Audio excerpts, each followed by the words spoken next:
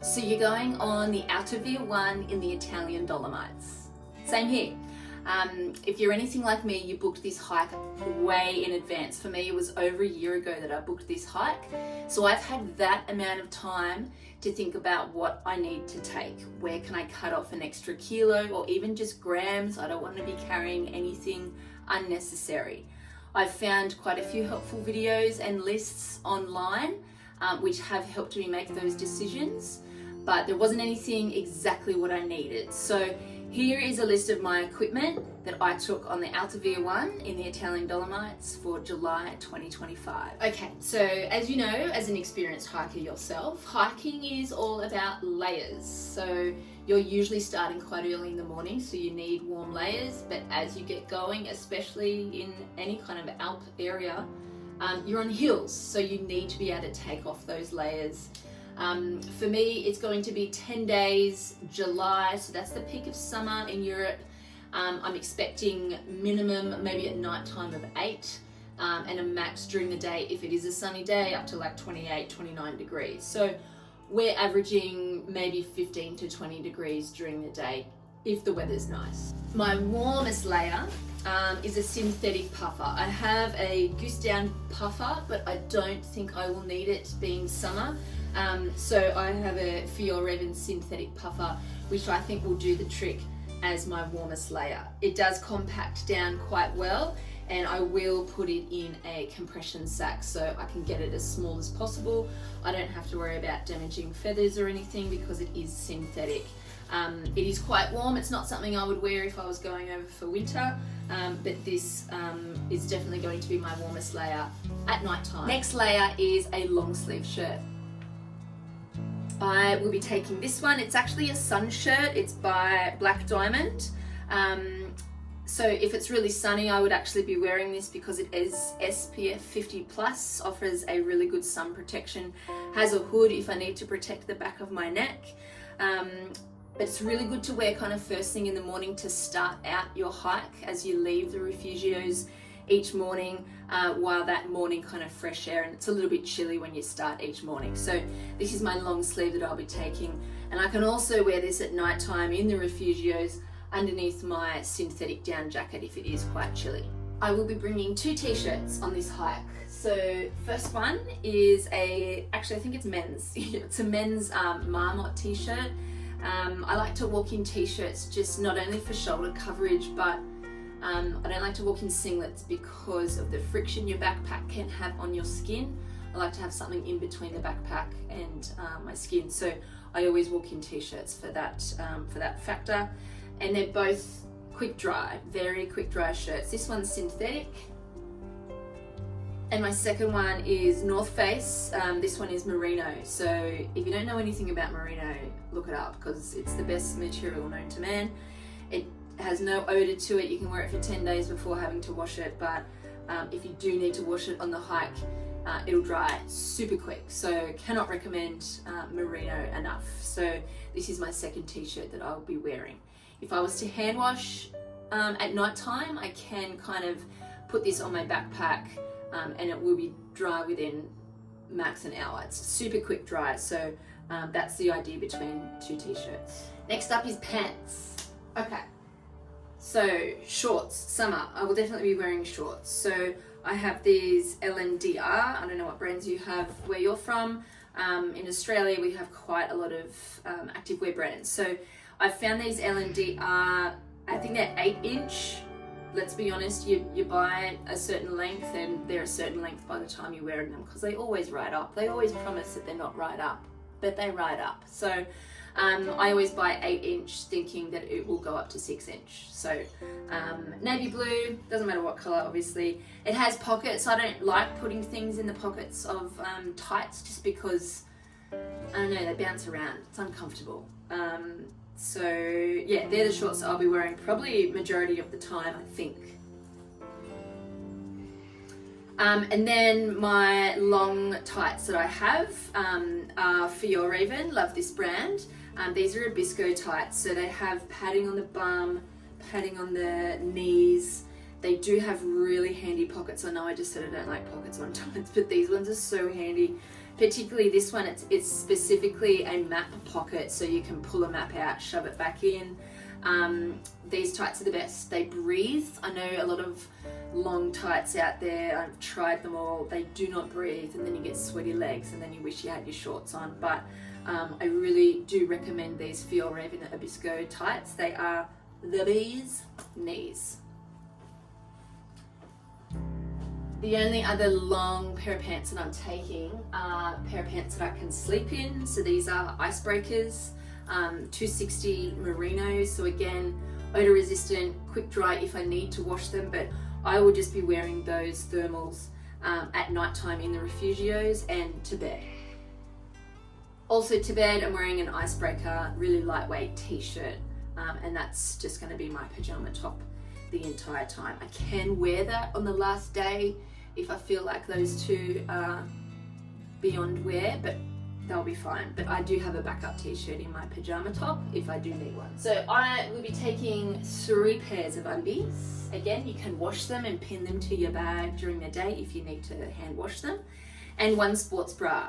The amount of effort and thought that I go into for my sports bras is a little bit nerdy, but it all makes sense when I explain it. So I like to make sure that the strap that's actually on my shoulder doesn't have any buckles or anything for the backpack to actually be pressing on and rubbing against. So I always make sure when I am buying a sports bra for hiking that it is backpack friendly and has a really smooth strap that sits over your shoulder, because I don't want anything pressing and rubbing on that. Socks, I'm taking 2 hiking socks. Always make sure you've tested your socks with the shoe that you are taking. You don't want to get any hot spots or blisters. The thickness of these darn tough socks is ideal for the shoes that I'll be wearing. So that is why I am taking these very specific 2 pairs of socks. I have trialed and tested those ones many times. The only other pair of socks I'm taking are merino. They're wool, and they are for the refugio at night time. They're very warm merino socks, so I will be saving them for night time. I will be taking a set of cozies, so nothing fancy about it. It's just bottoms and a top. I heard along the way on the Alta Via one there is an opportunity to swim every now and then, so I love a swim.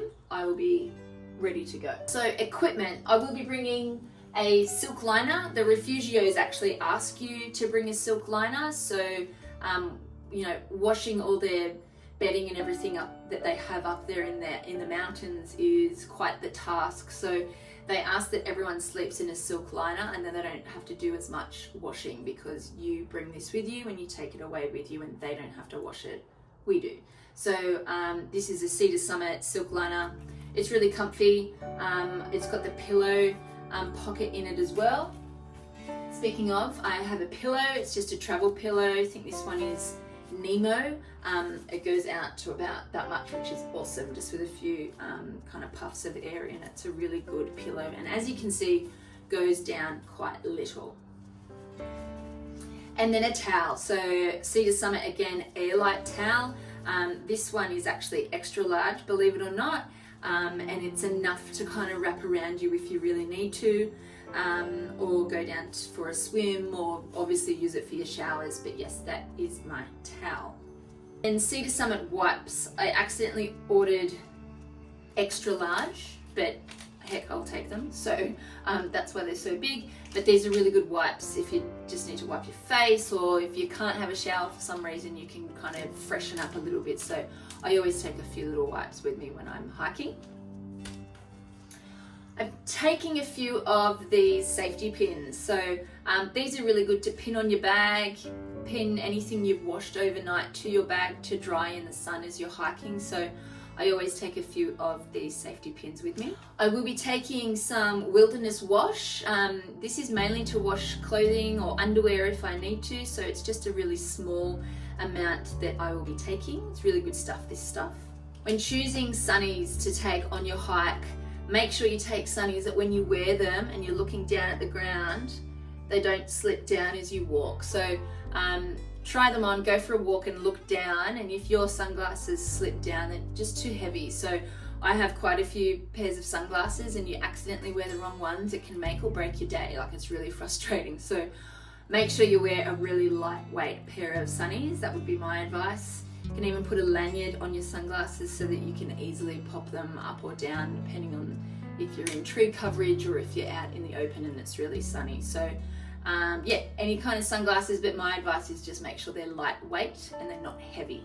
Toiletries, super easy, especially as a gal, to have a kilo plus of toiletries. It's just what we do. There's so much stuff you can take. So this is my toiletry bag for the hike.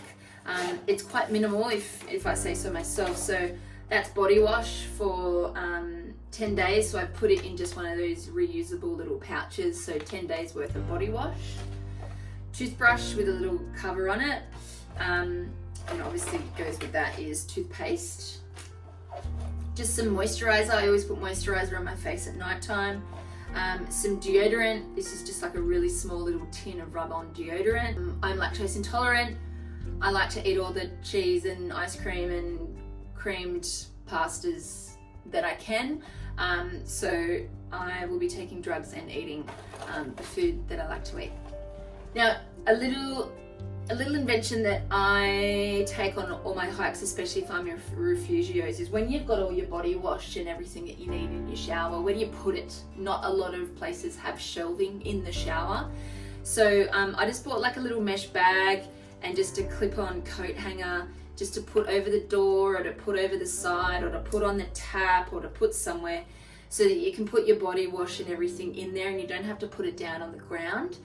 It's quick dry, it's a mesh little bag that literally weighs maybe like 2 or 3 grams. So yeah, I always like to take this whenever I'm actually, not even just hiking, I like to take this when I'm traveling.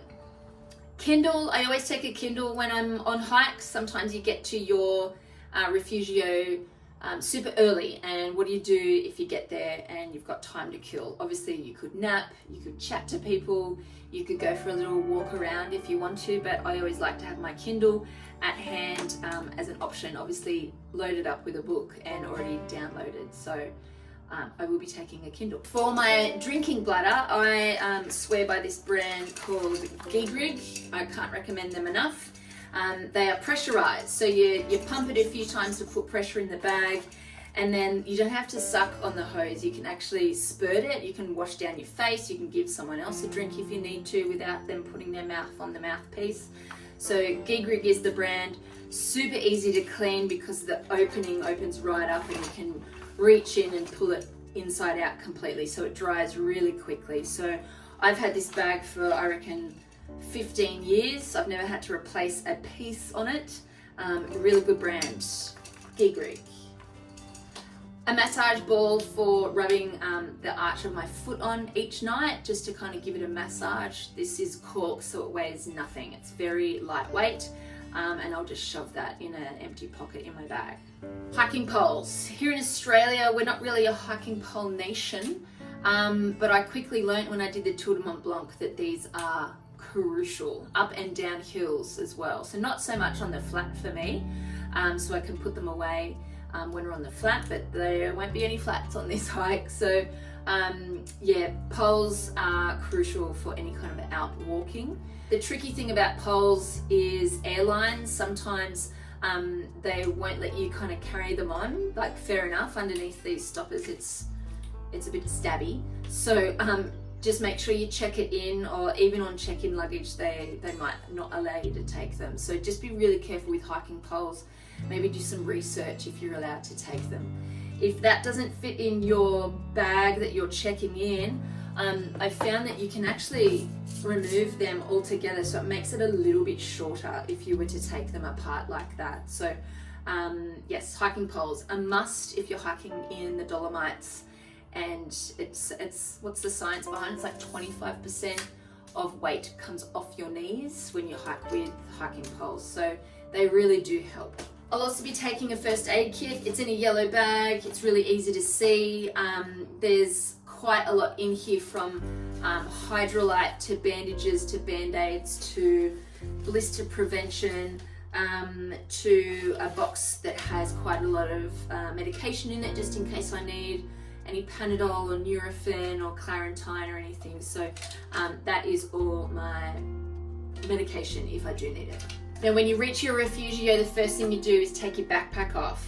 The second thing you do is you'll want to take your shoes off and put another shoe on for foot relief. So I have these ones, they're foam, they're really lightweight, they're called Archies. As the name suggests, they do offer arch support. I love these, very comfortable. Also very waterproof, so you can wear them in the showers in the refugios, which I will be doing to prevent any kind of foot fungal situations. But yeah, Crocs, thongs, any kind of slip-on shoe is a good idea to bring on your hike. So my backpack is an Osprey Cirrus 36 litre. Total weight is 6.7 with all that equipment. Obviously I'll be wearing one outfit, but everything is in this backpack, so 6.7 kilos, which is pretty good. I'm happy with that. On the outside of the bag, on the front of these straps, I will be wearing arm packs. If you haven't heard of arm packs, look them up, they're great. So it's an invention where these two packs connect to your shoulder straps, and it offers pockets that you can put extra equipment in, and it kind of counterbalances the weight. So the idea is that you put quite heavy things in here, or at-hand things like snacks or your camera or your phone or sunglasses or something that you just want to kind of pop in and out or you might need later on. Okay, so here are my iron packs. As I said, the idea is that you put quite heavy things in here, so it kind of counterbalances the weight that's in your bag. So I keep dry bags in here just so I can pull it out and easily look in here. Sunscreen, zinc, and face sunscreen. So sunscreen is a really good thing to keep in these bags, so you can reapply without having to put your backpack down or to even stop. You can kind of do that on the go. Also in here I'd keep snacks in this side, and I usually keep my phone just on the top there, so it's easily accessible and it's not in my pockets of my tights. On this side, much the same, just things that you like to keep at hand. So again, I just pull the dry bag out and I can easily look inside.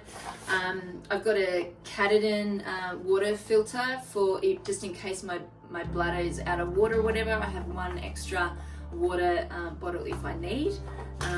Also in here I have a battery pack, so always travel with a battery pack just in case you can't get a PowerPoint each night, so that is a good thing to take. And a few adapters and cables for your phone as well. The only other thing that I will need to charge is my watch. I always bring my watch. I like to track my activities. This is a Garmin Fenix. Love this watch. It can go on activity probably 4 full days without having to recharge it, so love Garmin. I'm not used to the square watches of Apple yet, so I'm still a round-faced gal. Yes. In the bottom of my arm packs, I just have bits and bobs, cable ties, an extra carabiner, elastic bands, an extra shoelace in case it breaks, tie downs. Yeah, so I always just keep that in the bottom of these packs, and if something breaks or I need to repair something, I've got them. Love the Osprey bags because you can in fact put your poles away if you do want to get rid of them. Maybe you're walking on flat and you don't need your poles for a certain section, or maybe it's a rock scramble and you need your hands to do that. I love that you can actually put your poles away, and you can do that without having to take your backpack off and put it down, put your poles away, get them back out.